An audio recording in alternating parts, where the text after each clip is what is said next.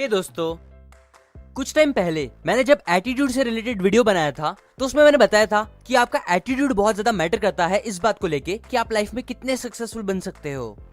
उस वीडियो को देखकर आप में से कई लोग मुझसे पूछ रहे थे कि सर एटीट्यूड और ईगो के बीच में डिफरेंस क्या होता है, क्योंकि बहुत से लोग जो एटीट्यूड में रहते हैं उन्हें तो लोग ईगोइस्टिक और बुरा इंसान बोलते हैं। सो हमें कैसे रहना चाहिए? वेल, एग्जैक्ट डेफिनेशन पे जाने से पहले आप ये बात याद रखो कि एटीट्यूड एक बहुत बड़ी चीज है जिसका एक छोटा सा पार्ट होता है ईगो। एग्जाम्पल, अगर एटीट्यूड एक कॉन्टिनेंट है तो ईगो उसमें एक छोटी सी कंट्री है। एटीट्यूड को आप दो पार्ट्स में डिवाइड कर सकते हो, पहला सही एटीट्यूड और दूसरा गलत एटीट्यूड। नाउ लोग ईगो और एटीट्यूड में कंफ्यूज होते ही इसलिए हैं क्योंकि ईगो इस गलत एटीट्यूड का एक पार्ट है। पर अच्छी बात यह है कि आप बिना ईगो रखे भी एक अच्छे एटीट्यूड वाला इंसान बन सकते हो। जैसे कि एग्जाम्पल, हर इंडियन एशियन जरूर होता है पर हर एशियन इंडियन होगा ये जरूरी नहीं है। वैसे ही हर ईगो रखने वाले इंसान में एटीट्यूड तो होता है पर हर एटीट्यूड रखने वाले इंसान में ईगो नहीं होता। सिमिलरली आपको भी ये बात ध्यान में रखनी है कि आप अच्छे एटीट्यूड वाला इंसान बनो, ना कि ईगोइस्टिक या बुरे एटीट्यूड रखने वाला इंसान। अब डेफिनेशन की बात करें तो एटीट्यूड बताता है कि हम किसी चीज के बारे में क्या सोचते हैं, क्या फील करते हैं और कैसे रिस्पॉन्ड करते हैं सिचुएशंस पर, जबकि ईगो हमें बस अपने सेल्फ एस्टीम और सेल्फ इंपॉर्टेंस के बारे में सोचने लगाता है। एग्जाम्पल, एक सही एटीट्यूड रखने वाला इंसान बोलेगा कि कुछ भी हो जाए मैं जीत के दिखाऊंगा, जबकि एक ईगोइस्टिक इंसान बोलेगा अरे मुझे कोई नहीं हरा सकता। सही एटीट्यूड वाला इंसान लाइफ ऐसे जिएगा जैसे वो दुनिया का राजा है, जबकि ईगो रखने वाले लोग लाइफ ऐसे जीते हैं जैसे सब उनके गुलाम हैं, जिन्हें हमेशा उनकी बात माननी चाहिए। नौ अब आते हैं आज की बुक समरी पे जो इसी टॉपिक से रिलेटेड है।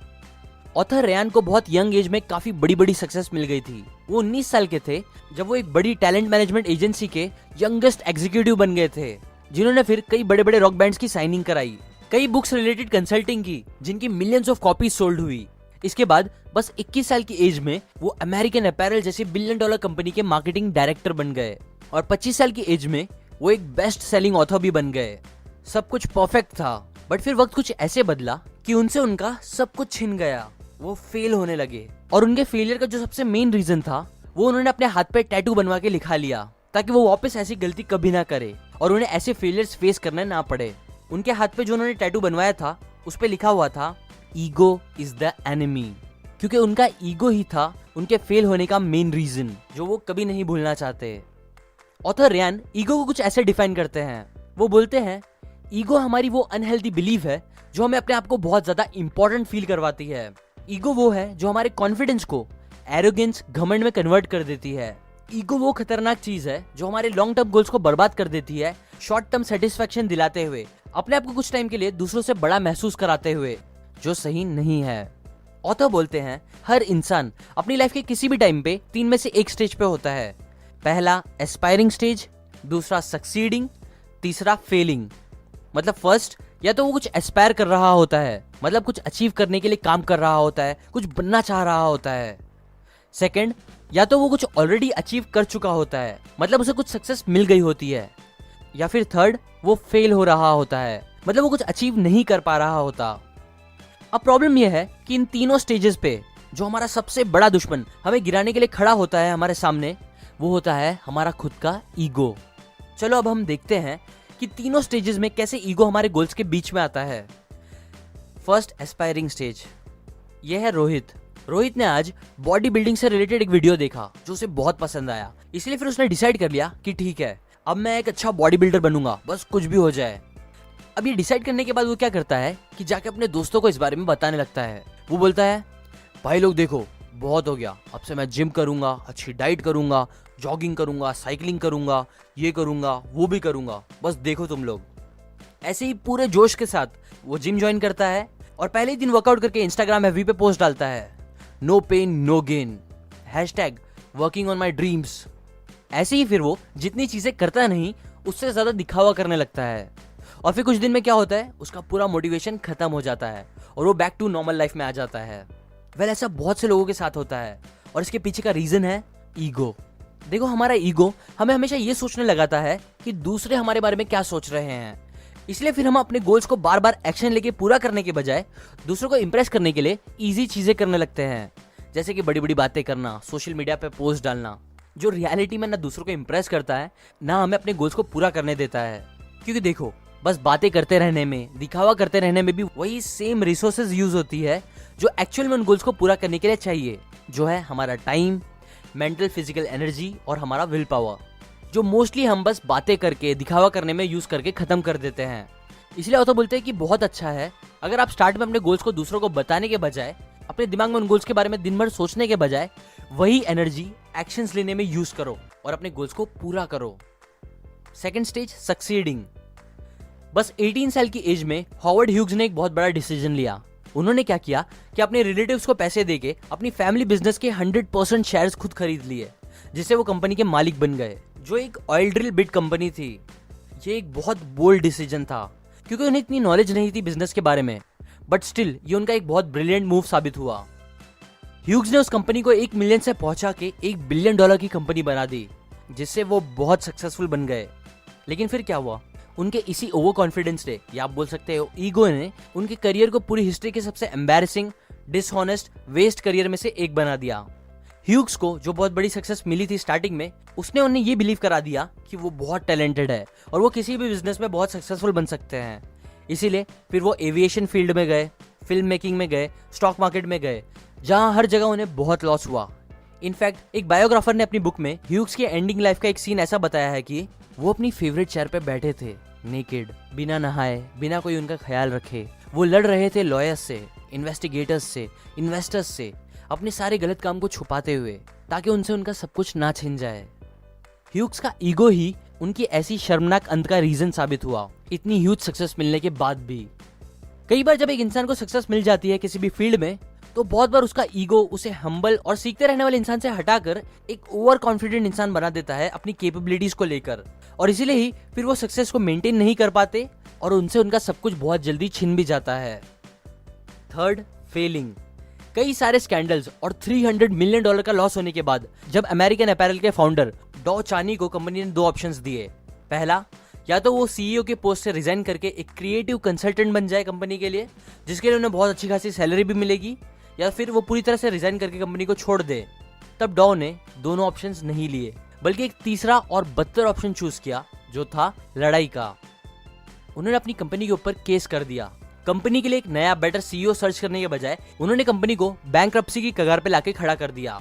उनके ईगो ने ही उन्हें अपनी कंपनी के लिए कुछ बेटर सोचने के बजाय कंपनी को बर्बाद करा दिया, और खुद को भी। बिकॉज इसके बाद फिर उनकी हालत इतनी खराब हो गई थी कि वो अपने दोस्त के काउच पे सोते थे, क्योंकि वो पूरी तरह से कंगाल हो गए थे। ईगो एक ऐसी चीज है जो हमें रियलाइज नहीं होने देती हमारी खुद की कमियों और गलतियों को। एक शराबी की तरह जो पूरी दुनिया उसके साथ गलत कर रही है बोल के खुद अपने साथ ही सबसे बुरा कर रहा होता है, बिना ये बात रियलाइज करे कि वही उसका सबसे बड़ा दुश्मन है। सिमिलरली जब हम फेल होते हैं कुछ अचीव करने से, तब हमारा ईगो हमें बहाने बनाने लगता है, दुनिया को ब्लेम करने लगता है, खुद रिस्पॉन्सिबिलिटी लेने के बजाय, ताकि हमारी इज्जत कम ना हो और हम अपना चेहरा बचा सके। इसीलिए फिर हम सब कुछ करते हैं पर अपनी खुद की कमियों और गलतियों को रियलाइज नहीं करते, जिसकी वजह से हम उसे खत्म भी नहीं कर पाते, ना सक्सीड हो पाते हैं। ऐसे ही हर स्टेज पे ईगो ही हमें आगे बढ़ने नहीं देता। सो अब क्वेश्चन ये आता है कि जब ईगो ही हमारा सबसे बड़ा दुश्मन है, तो अब हम उसे कैसे हराए? वेल, एक बहुत अच्छा तरीका जिसे आप ईगो से लड़ सकते हो उसे बोलते हैं +- प्रिंसिपल, जो एक ग्रेट यूएफसी फाइटर ने सिखाया है। वो बोलते हैं कि किसी भी इंसान को एक ग्रेट फाइटर बनने के लिए उसे उसके साथ 3 लोगों को रखना चाहिए। एक ऐसा इंसान जो उससे बहुत बेटर हो, जिसे वो सीख सके, एक इंसान उससे कम अच्छा, जिसे वो सिखा सके, और लास्ट एक ऐसा इंसान जो उसके जितना ही अच्छा हो, जिसे वो चैलेंज करके ग्रो कर सके। सिमिलरली इसी प्रिंसिपल का यूज करके आप भी तीनों स्टेज के ईगो से लड़ सकते हो। कुछ ऐसे, सबसे पहले अगर आप एस्पायरिंग स्टेज पे हो तो आप किसी ऐसे इंसान को सर्च करो जो आपके इक्वल हो, ऐसा जो आपके जितना टैलेंटेड हो और आप जैसे ही गोल्स रखने वाला इंसान हो। ये आपका कॉम्पिटिटर भी हो सकता है, जो आपको अपनी लिमिट से ज्यादा करने के लिए पुश करेगा, जो आपको चैलेंज करेगा और आपको ग्रो करेगा।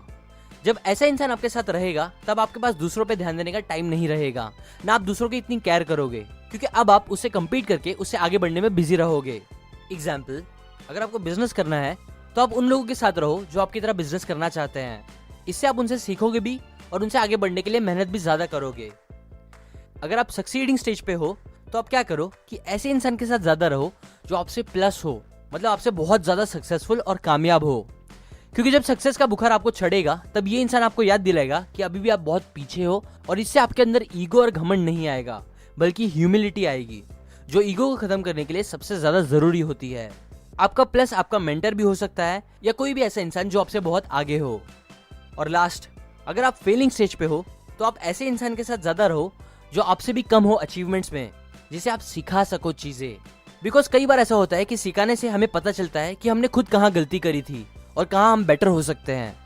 और जब आप अपने से कम अचीवमेंट्स रखने वाले इंसान के साथ रहोगे तब आपका कॉन्फिडेंस और पॉजिटिविटी भी हाई होगी, जो एक्चुअल में स्टेज में रहना बहुत ज्यादा जरूरी है और जो चीज आपको भी फिर आगे बढ़ाएगी। अब एक इंपॉर्टेंट साइड नोट, आज आप देखोगे हमारी कंट्री में ऑलमोस्ट हर इंसान ईगो से भरा है। कुछ अपनी सक्सेस के ईगो में डूबे हैं, कुछ अपने बाप दादा की, यहाँ तक कि पूर्वजों की अचीवमेंट्स को लेकर लोग घमंड करते हैं। कुछ नहीं मिला तो रिलीजन कास्ट के नाम पे लोग घमंड करते हैं, लड़ते हैं।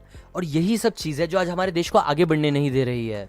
इसीलिए मैं चाहता हूँ कि आप ये सब बातों को हल्के में मत लो, बल्कि एक्चुअल में समझो कि हाँ, ego is the real enemy. इसलिए शेयर करो इस वीडियो को ताकि हम साथ में मिलके ईगो इस एनिमी से लड़ सके और ग्रो कर सके, जिससे हम सबका फायदा होगा। ये थी कुछ बहुत ही पावरफुल बातें एक बहुत ही अच्छी book ego is the enemy by Ryan Holiday से।